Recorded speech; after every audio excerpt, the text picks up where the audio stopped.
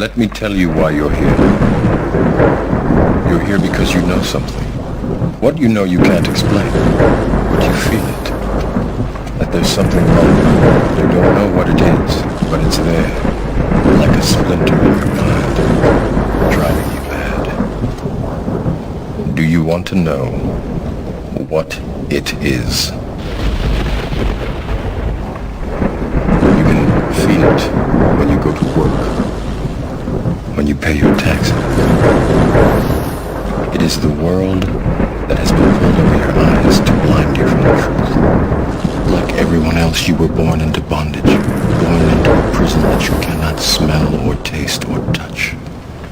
A prison for your mind. Unfortunately, no one can be told. You have to see it for yourself.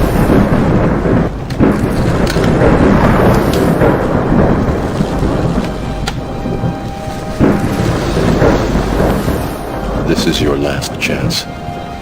After this, there is no turning back. You take the blue pill. The story ends. You wake up in your bed and believe whatever you want to. You take the red pill. You stay in Wonderland. And I show you how deep the rabbit hole goes.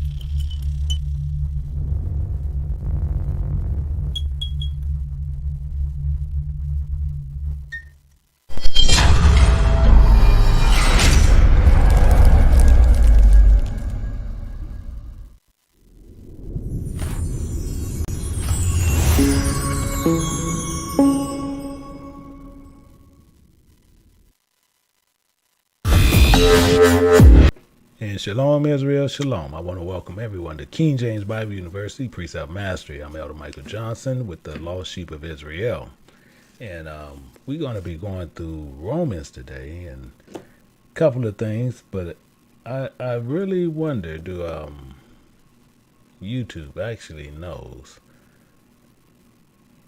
I didn't change anything, but however, it works. Didn't change absolutely nothing. All I did is change the title to what we need to do as what we normally do. However, yesterday is yesterday.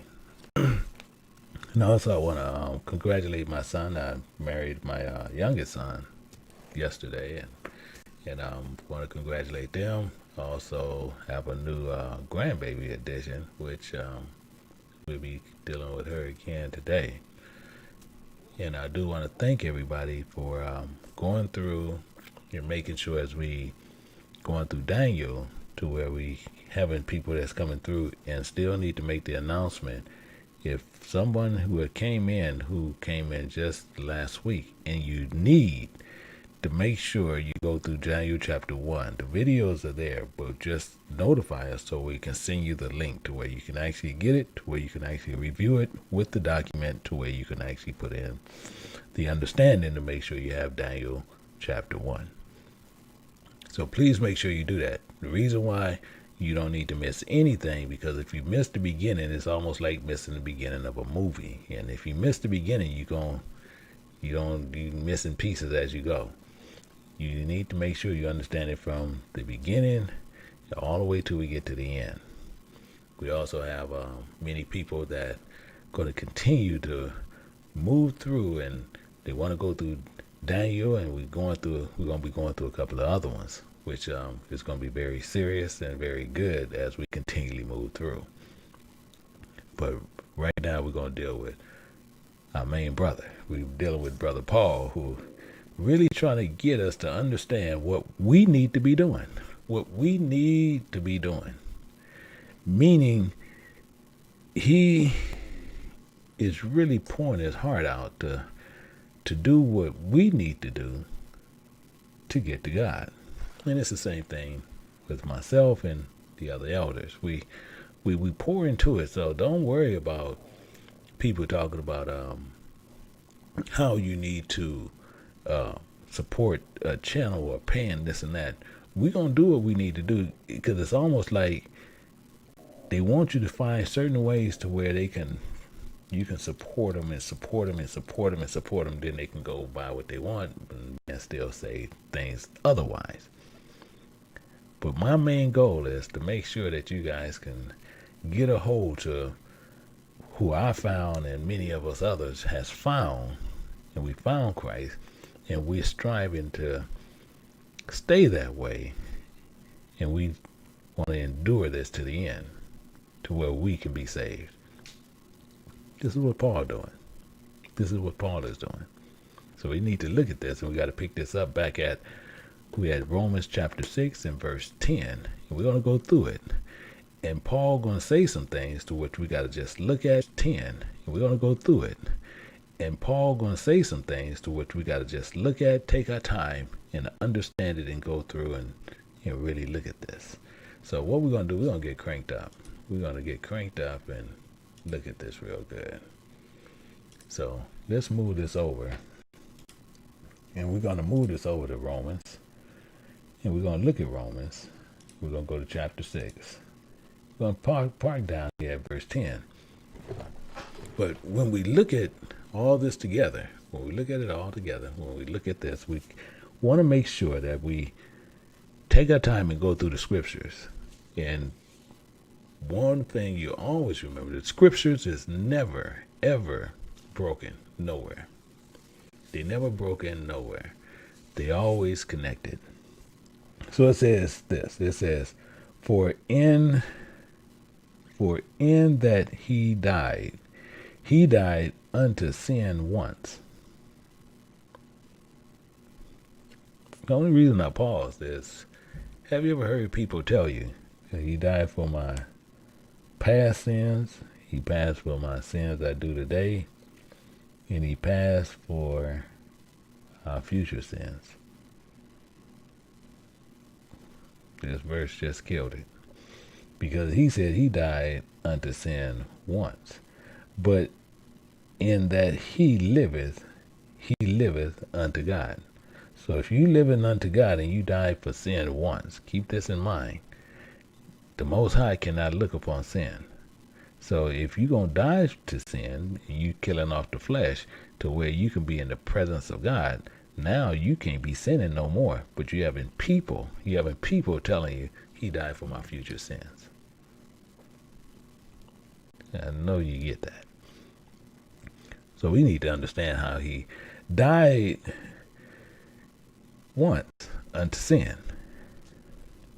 Meaning this, and we're gonna put the precepts in later, so let's not worry about that right now. But we're gonna look at it a little bit more. We're gonna go down to Hebrews and find out a few things in here. We're gonna go to Hebrews chapter 9, picking it up at verse 27. And it says this, it's very clear. He says, and, so he connected what was going up above. And he said, it is appointed unto men. It is appointed unto men once to die. It's appointed unto men once to die. But after this, after you die, after that, after you dying, after this, the judgment. The judgment's going to happen. Then we can't get around this. I'm going to highlight this. I want to make sure we always keep that focus there. Because this is the focus of this verse. So once to die, then the judgment, and he died once for sin. He died once for sin. We need to understand, excuse me, why all this is this way. Because a lot of us, even though we sin, we not still understanding what is going on, and we feel that we don't have no blame because, well, I didn't know it was sin, so I should be fine. See, we can't look at stuff in that manner. Meaning this, we're going to go down to Leviticus chapter 4. We're going to look at something. And it's saying the same thing. The reason why we always got to go back to the law, because I can pull those precepts from there to make sure. See, we don't come in where you have these New Testament people, believers. They believing in a whole nother doctrine because they removing what is actually being required. They're removing the covenant and just thinking they can come in on their own whatever they believe. But it's saying this. It says, if any one of the common people sin through ignorance, while he doeth somewhat against any, so you see what he's any of the commandments of the Lord concerning things which ought not to be done, and be guilty. What is he saying here? No matter what you did, if it was sin against that covenant, no matter what it is, you're guilty. Knowing it or not, you're guilty.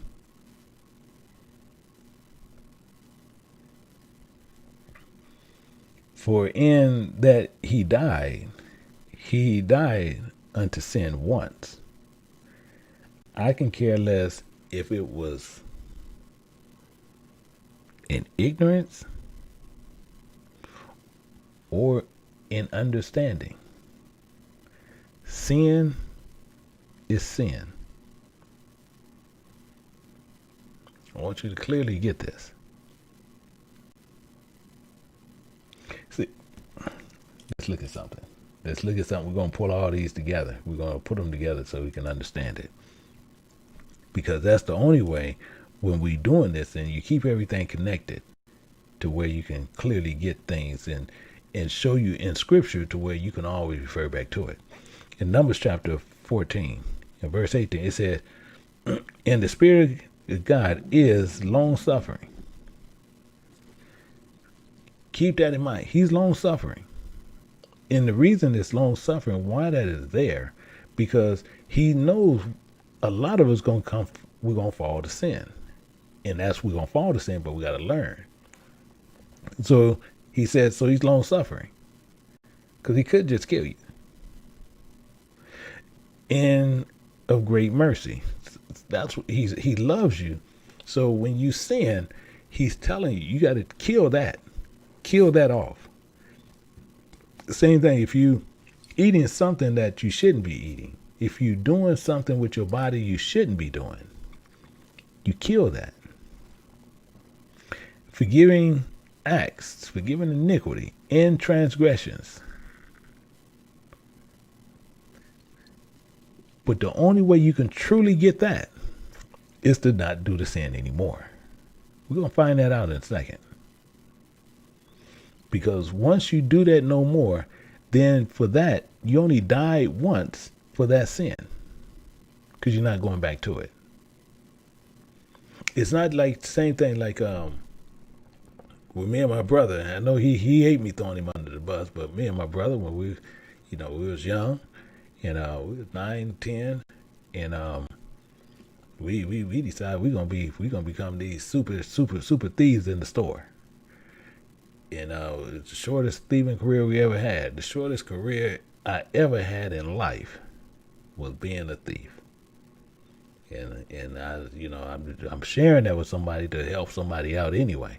But the shortest career I ever had, it lasted about a good 3-4 hours, was a thief. And what happened, we went in the store. I talked to the man, my brother and my cousin load up, and then we walk out. However, we went in the store, we went back. I'm talking to the man, they loading up, and my Uncle Noble walks in. Wasn't even pretty after that. Because he checked us there, brought us to my Aunt Ace and my Aunt Essie's house, and he whooped us, and yes, he whooped us. Uncle Ed whooped us. My mother and father and them, they whooped us, and then they mess around and they call Pawpaw. It wasn't pretty after that. All those we endured. But Pawpaw comes. Pawpaw gonna cry with you, and he gonna preach to you why you doing what's wrong. But he gonna lay hands on you, and you gonna know it. Shortest career we ever had. Meaning what? We was being forgiven for what we did. We was being forgiven for what we did because we said we wasn't going to do it no more. They whooped us out of us anyway. They whooped us out of the first time. But you got to remember, it was an embarrassment because it was a neighborhood store. And it was an embarrassment to our parents because that's reflecting them. And that's something we done conjured up in our head. We ain't never seen none of our parents steal anything. But that's something we conjured up in our head. So since that evil came up in us, they decided they're going to beat it out of us. And they did a pretty good job of doing it.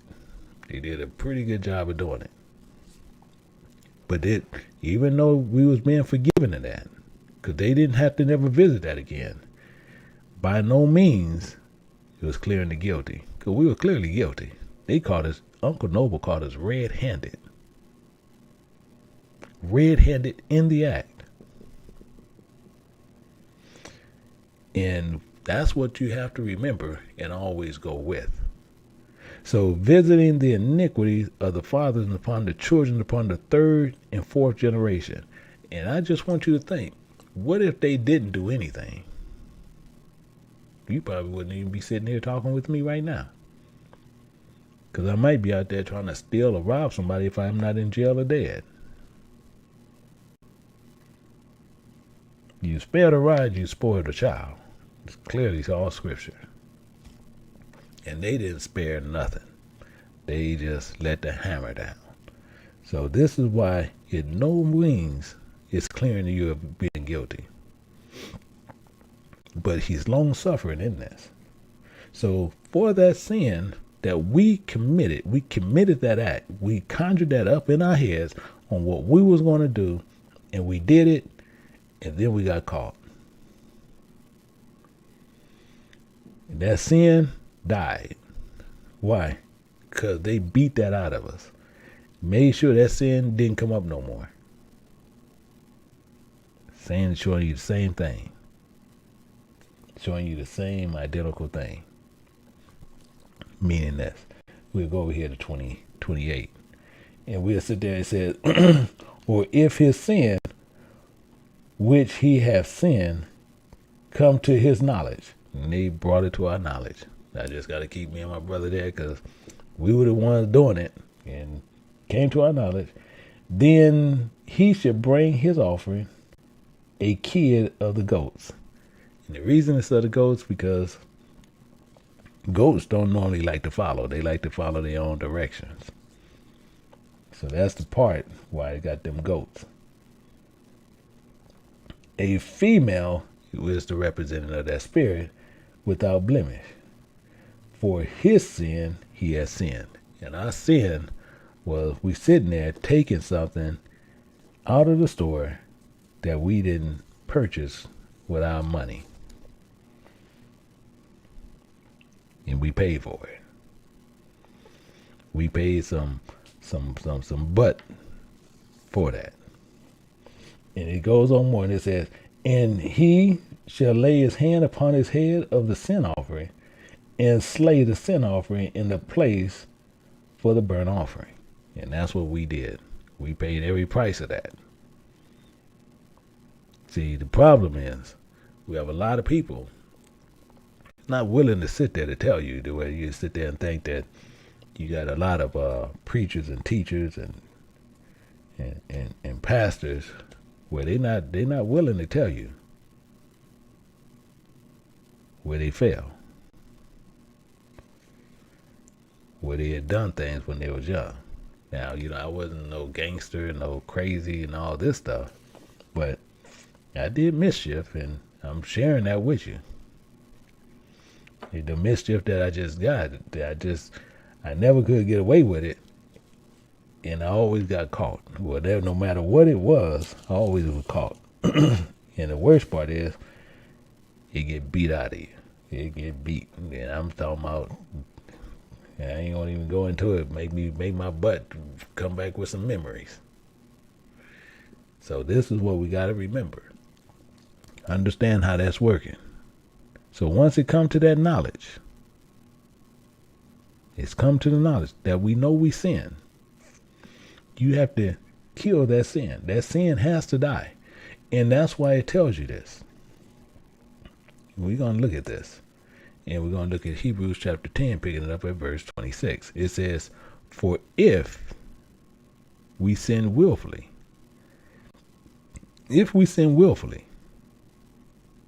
after we had received the knowledge of the truth. So we knew what we was doing. We was punished for it. And now if we continue to do it, there remaineth no more sacrifice for sin. We thinking we can continually die for that sin, and that's not the truth. We actually sealing ourselves for Satan. So to help understand this a little bit better, I'm going to show you something. Excuse me. We're going to look at this a little bit better. We're going to go to Romans chapter 7. To understand this a little bit better, we're going to pick this up at verse 8. And we're going to see how this works out. So it says, but sin. See, because the sin always starts in the mind.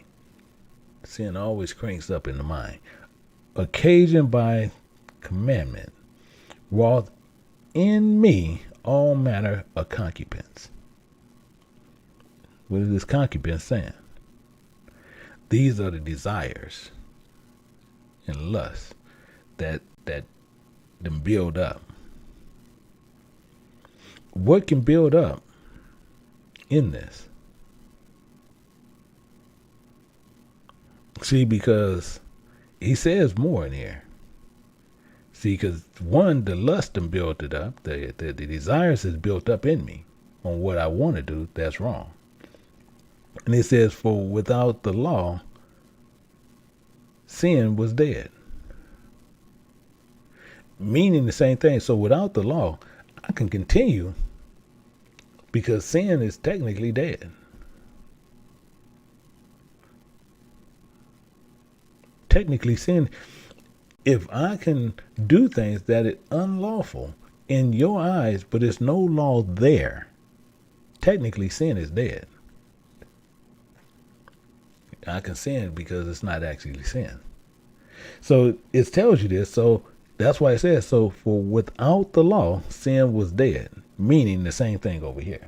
And we're going to look at 1 Timothy. Chapter 1, we're going to look at this right at verse 9.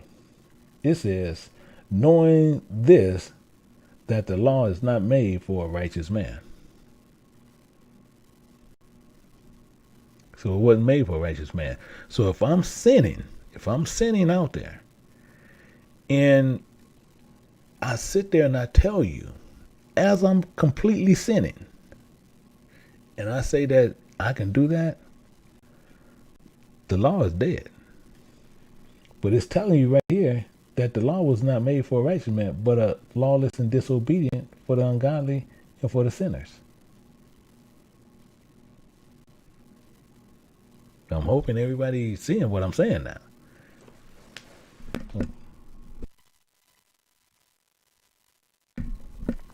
So now we see that if we out there being disobedient and breaking laws concerning sin, and we sitting there saying that's not sin, then we sitting there saying the same thing.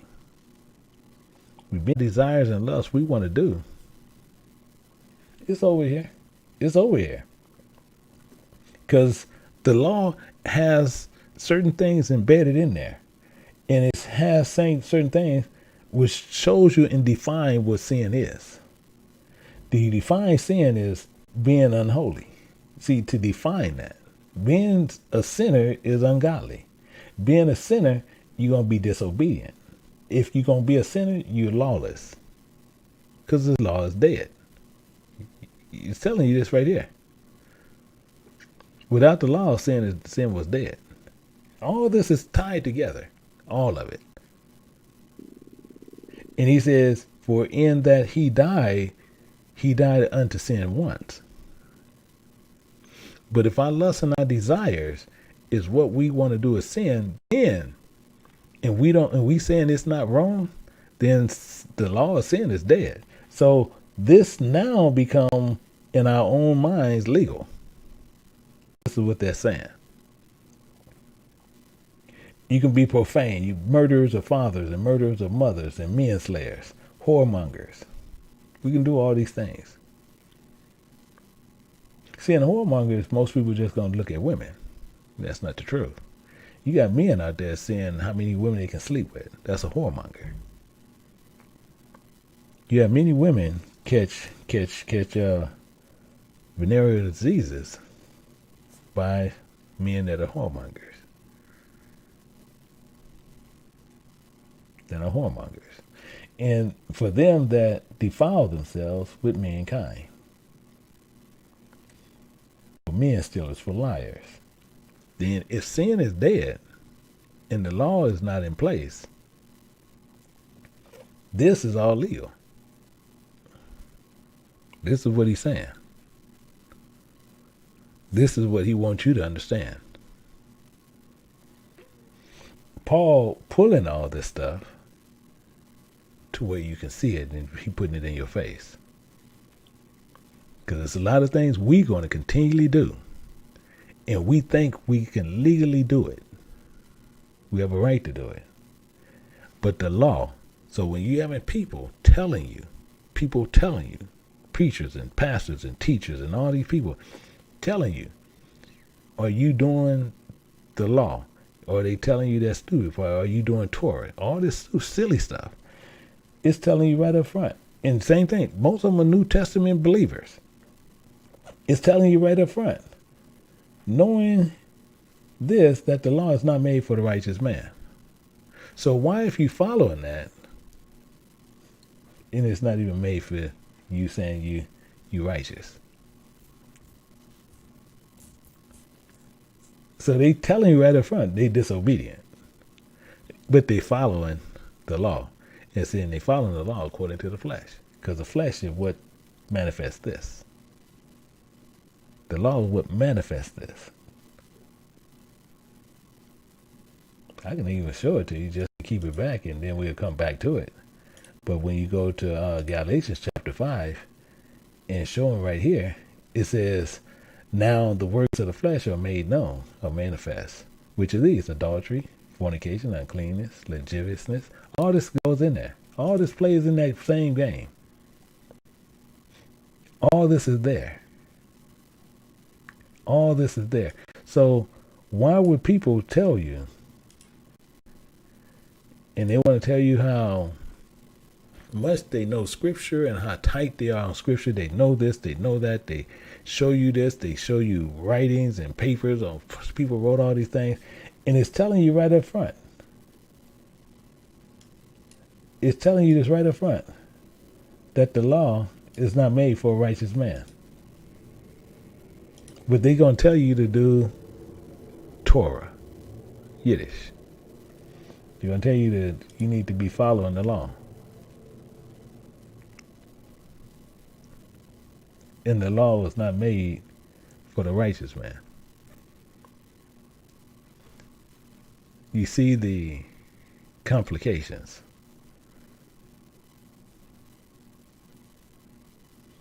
Because to them, the law is dead. And that's why many people today tell you, when you find a New Testament believer, they tell you what? They're under grace. Meaning what? They telling you they're a lawless person. They telling you this right here. When they say we live under grace only, that's what they telling you right there. Without the law, sin is dead. So they can do whatever they want because it's dead. That's what they telling you. And it goes on more. It goes on more. It says, for I was alive once. I was alive without the law once. Are you following this? He's telling you right up front, he was alive without the law. And doing these things. But watch this. But when the commandment came, so he was sinning, is all he's telling you. I was sinning, but wasn't recognizing the law. I was sinning up a storm, but I was not recognizing it was a sin against God. Because it says, sin revived, I died. As soon as he recognized that it was sin, he knew he was dead. He died unto sin once.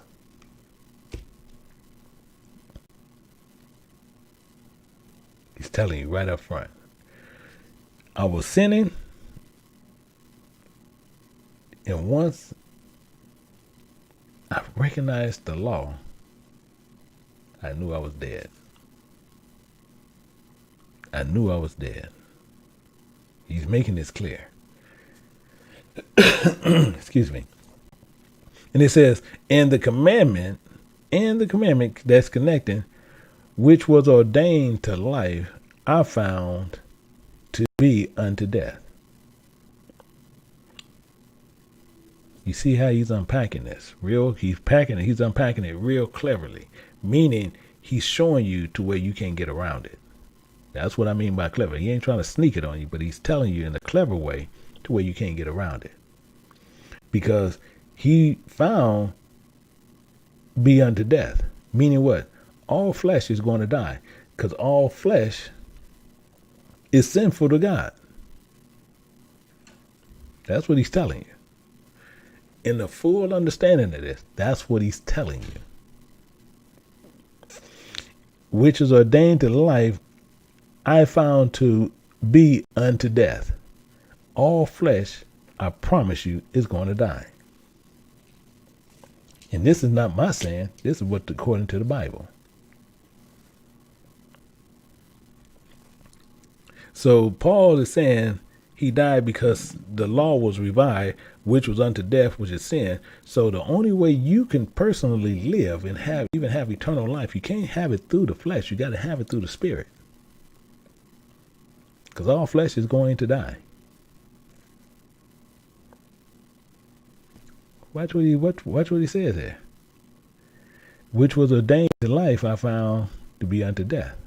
Because many things you're going to do, you thinking you're going to live, you ain't going to live forever in flesh. Because you're going to die.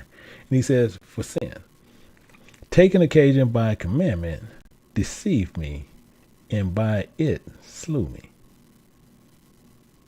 But how did it deceive me? How did it deceive me?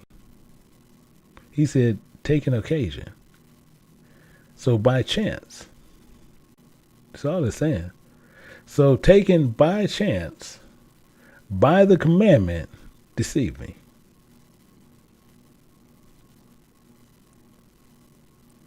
Through all the lust and all the stuff, deceived you. Who offered it to you? God didn't offer it to you. Sin did. Who is the father of sin? Satan. Deceived you. And by that, your flesh died. But your flesh don't only die, it also gonna kill your spirit.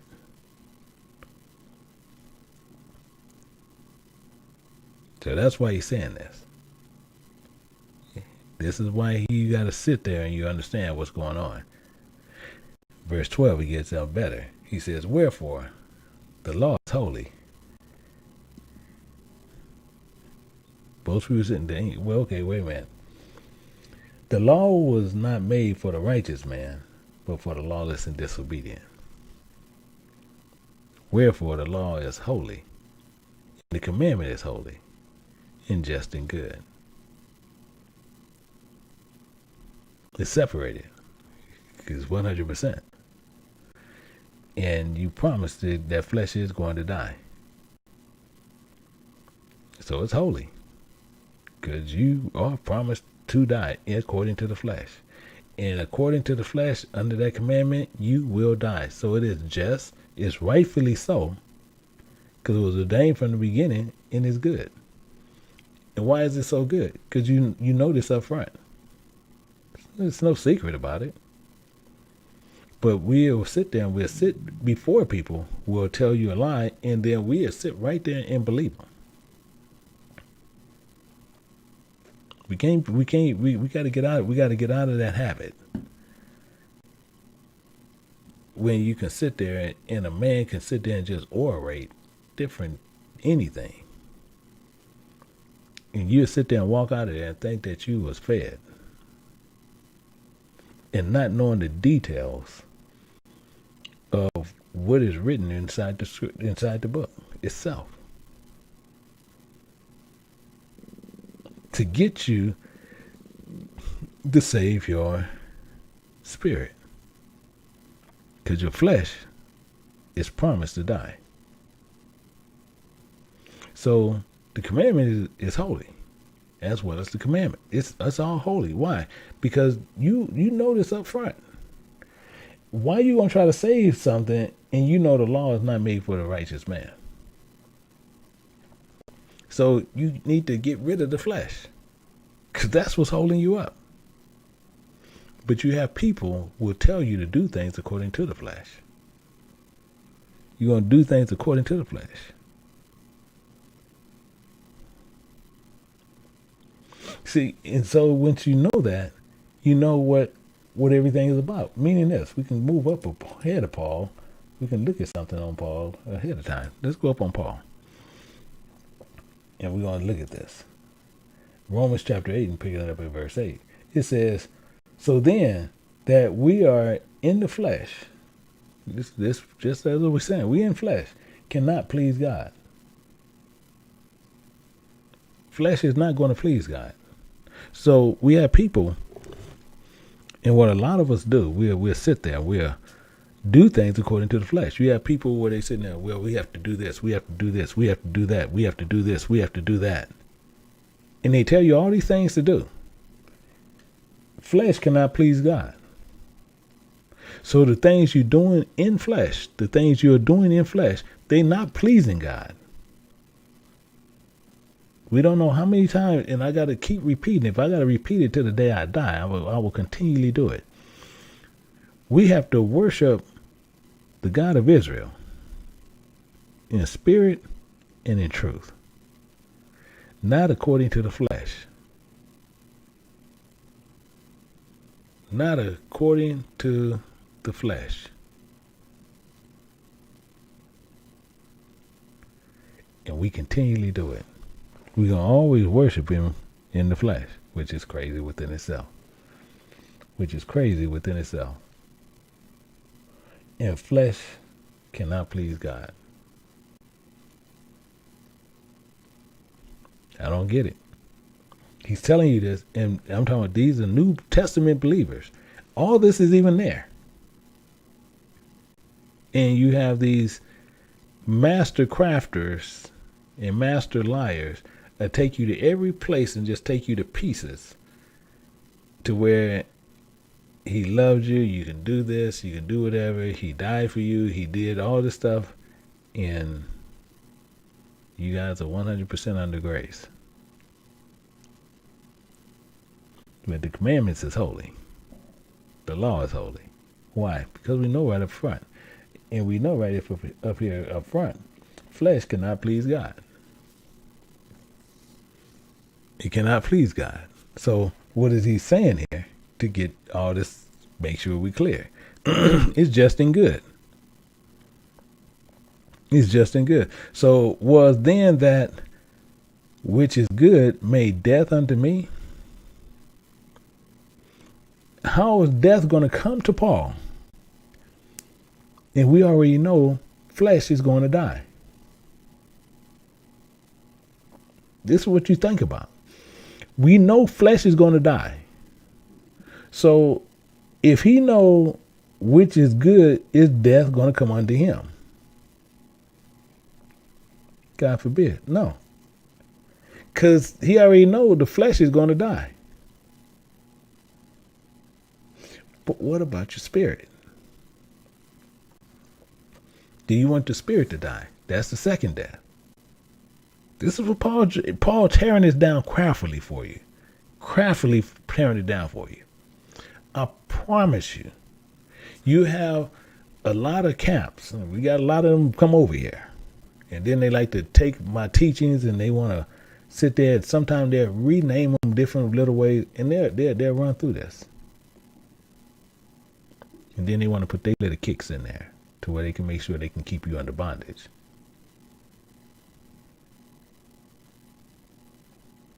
But it's telling you right up front. Then that which is good made death unto me. If you know that death is already guaranteed to flesh, he ain't talking about this. He's talking about that second one. God forbid, no. But sin, that is, that it might appear working death in me by that which is good. He just killing off the flesh.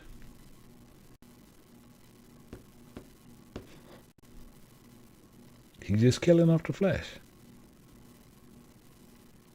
So you have to put it up on the cross. And people sit there and talk about, well, the cross is this. It's unto death. Unto death. That sin by commandment might become exceedingly sinful. So once you know it, That's exceedingly sinful to you. Exceedingly sinful to you. You got a couple of things what you got to remember. Sin already knows it's going to die. Sin knows this. Sin was bad. Sometimes it seems like we don't know this. But sin knows it's going to die. And sin knows it's going to die, so what's happened to sin? Sin is going to get old to show you things, how people you can talk to, your parents, sometimes, man, that's old. That's old news. Sin said the same way. So it shows you it get old. And then you die. He's showing you the same silhouette picture. The same picture for you to understand what he's talking about. However, we have a lot of us don't want to sit there and look at it that way. I'm saying this. In Sirach chapter 14, verse 17, it says, all flesh waxeth old as a garment. It's going to get old. Sin is old. It's going to get old. Just like a garment. For the covenant from the beginning is thou shalt die the death. The sin gets old. Your flesh get old. He's saying the same thing. He's showing you where you can look right in the mirror. When you was a child, when you became a teenager, when you became an adult, and some of us became seniors. You see all those stages. And it's letting you know that flesh is sin. All sin in flesh is going to die. Die the death.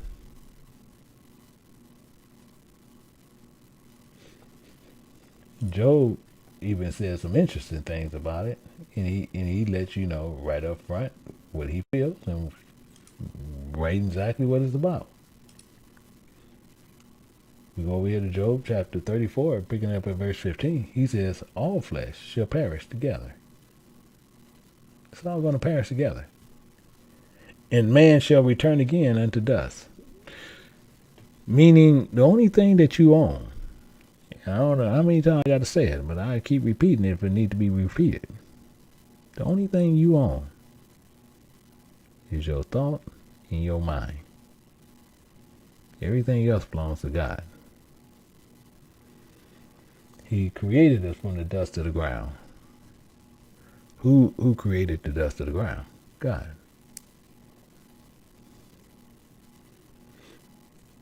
Who created flesh? God. He had to have somewhere to put sin. He had to put sin somewhere. So he put it in flesh. So now you can see what sin is.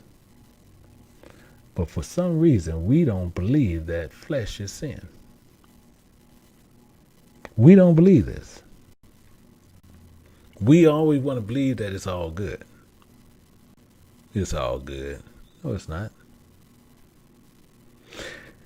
In 14, it says, for we know that the law is spiritual. Are you kidding me? The law is spiritual. Meaning what? Because most of us don't know what the law of the spiritual is. It's not according to the flesh. But I am carnal. 100% flesh, sold under sin. By what? By all these things, what you sold to. You sold to adultery. You sold to lasciviousness. You sold to lying. You sold to whatever you trying to get over on. You sold under sin. But if you living under the Most High God, you living according to the Spirit, which is according to the flesh, you want to die. But if you living according to the Spirit, you'll live.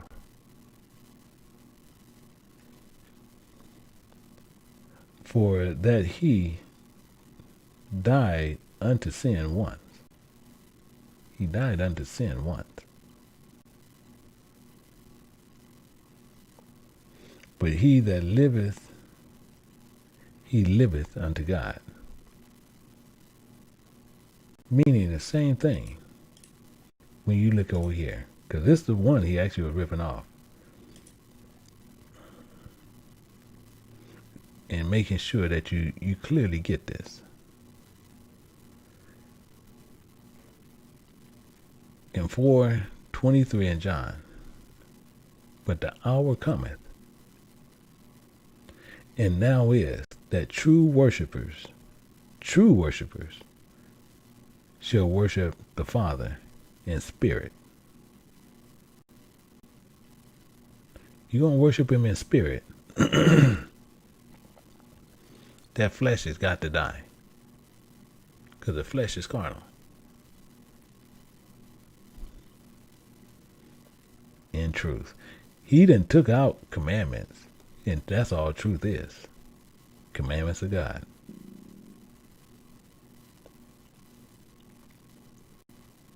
So these things that we have to remember and go through, but a lot of us going to always miss these understandings. Based on, no matter what you're going to do, you're going to marginalize in your head and switch things around to justify what you do. I don't care what happens. You're going to justify what you do. This is the nature of the beast.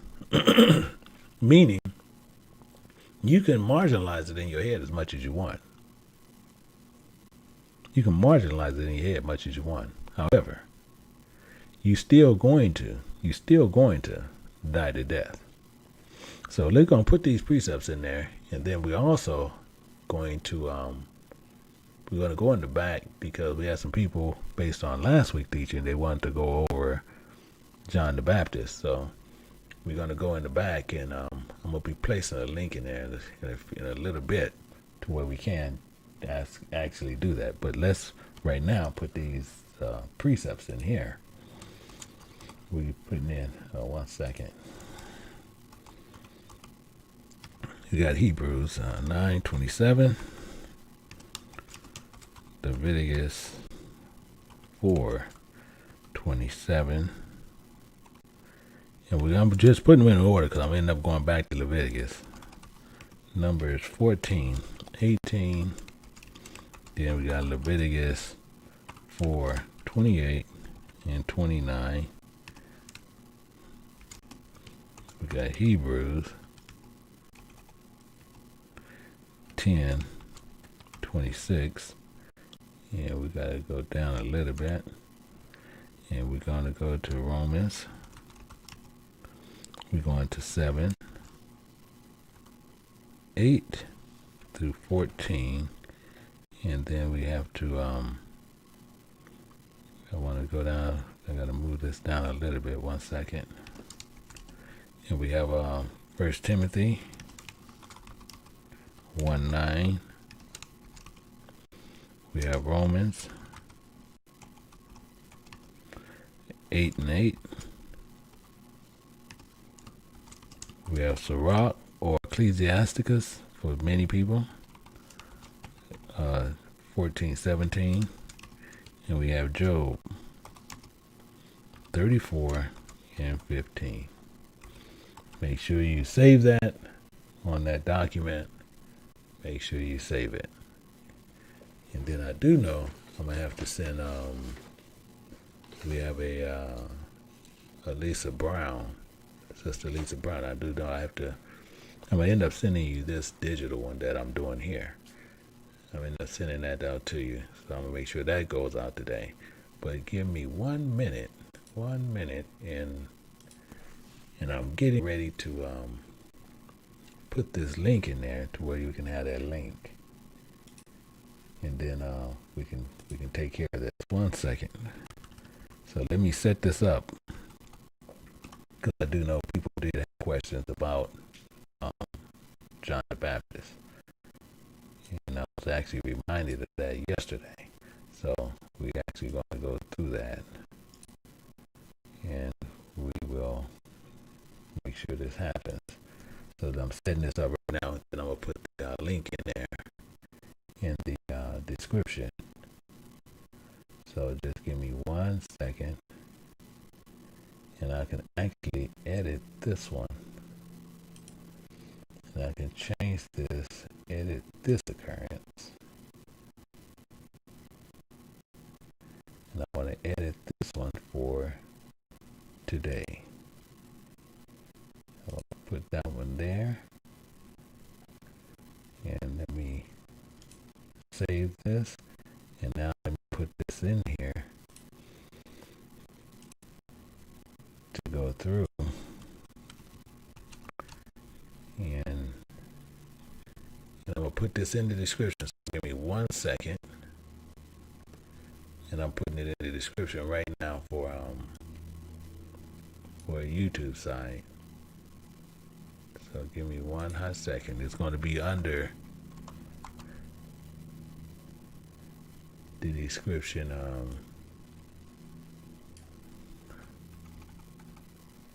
1 second. Actually, I can take all of that out. And join live meeting. Okay. Okay, so right now, if you refresh your screen on YouTube, right now you can actually see it. And I'm getting ready to put it in on Vimo side. So give me 1 hot second. And then I'm going to have it on Vimo. And then also, I will let my mom know. I will send that over to her. So we'll have that one. So 1 second, I'm just getting this one side done on the Vimo side. And also, here we go here. And just patience for 1 second.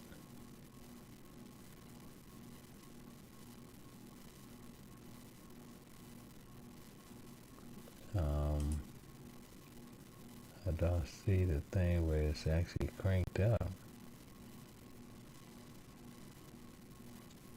So I don't see where it cranked up. So what I'm gonna do, I can keep it right there.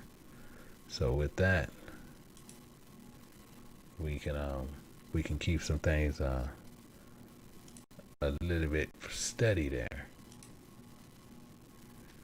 We can keep a few things steady there. So what we're gonna do, let me pull this back. So if you refresh your screens on YouTube, you guys will be able to see the link over to the live meeting side for Zoom, the way you can join in and we can discuss that. So you guys are more than welcome to come back there and make sure that your cameras are on.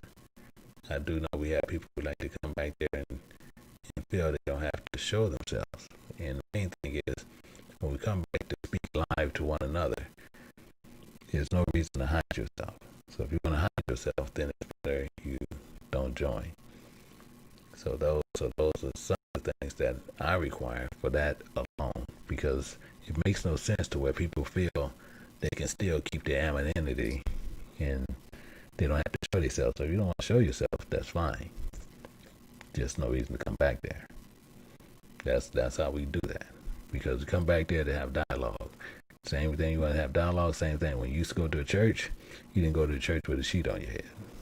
Same thing. You come here, you want to talk to me face to face, you want to ask me a question, I need to see you. If I can't see you, don't ask the question. So with that, we're going to end it here. So we'll be picking this up next week, where we're going to be going through our normal Sabbath teachings, as well as our Book of Daniel and everything else that we have joined to this.